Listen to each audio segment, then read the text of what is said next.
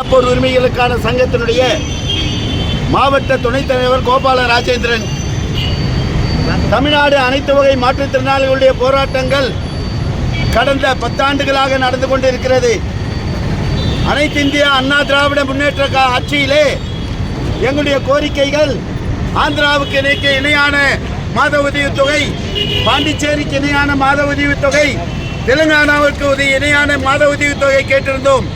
ஆனால் அன்றிருந்த முதல்வர் அதை பெற்ற கிஞ்சித்தும் கவலைப்படவில்லை.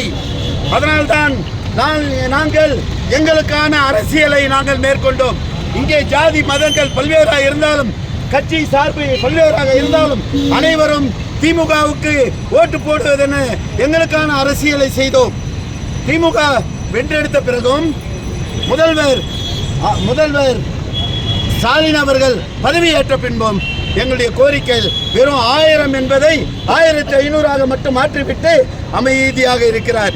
படிப்படியாக மாற்றுவேன் என்று சொன்னார். எங்கே படிப்படி? எதை படிப்படியாக நாங்கள் ஏற்றுக்கொள்வது? ஆனால் இன்றைக்கு நாங்கள் தயாராக இருக்கிறோம். நிச்சயமாக எங்களுடைய ஆட்சிக்கான, எங்களுடைய அரசியலுக்கான,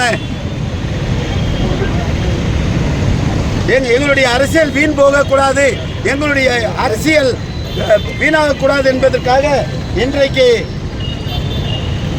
மு.க. ஸ்டாலின் அவர்களை கேட்டுக்கொள்கிறோம். எங்களுக்கான உதவித்தொகை ஆந்திராவில் மாற்றுத்திறனாளிகளுக்கு 6000 ரூபாய் கொடுக்குறாங்க. 6000 ரூபாய் கொடுக்குறாங்க.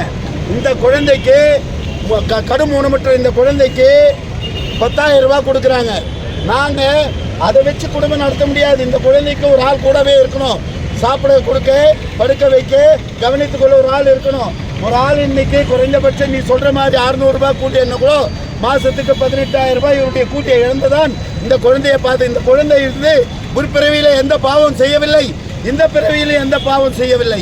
இந்த சமூகத்தினுடைய சீர்கேடான நம்பிக்கைகளும், இந்த சமூகத்தில் இருக்கிற மோசமான சுற்றுச்சூழல்களும் தான் குழந்தைகளை, பெரியவர்களை, போராட்டங்கள், சண்டைகள் தான் ஊனமுற்றவர்களாக மாற்றுது. அந்த ஊனமுற்றவர்களை இந்த சமுதாயம் ஏற்றுக்கணும் என்று தான் எங்களுடைய கோரிக்கை. எங்களுக்கு ஊனமுற்றவர்களுக்கு 6000 ரூபாய் மாத உதவித்தொகையும், கடும் ஊனமுற்றவருக்கு 10,000 ரூபாய் மாத உதவித்தொகையும், படித்த படுக்கையில் இருக்கிறது போன்ற குழந்தைகளுக்கு 15,000 ரூபாய் மாத உதவித்தொகையும் கொடுக்க வரை எங்கள் போராட்டம் ஓயாது, ஓயாது, ஓயாது. ஒன்றுபடுவோம்.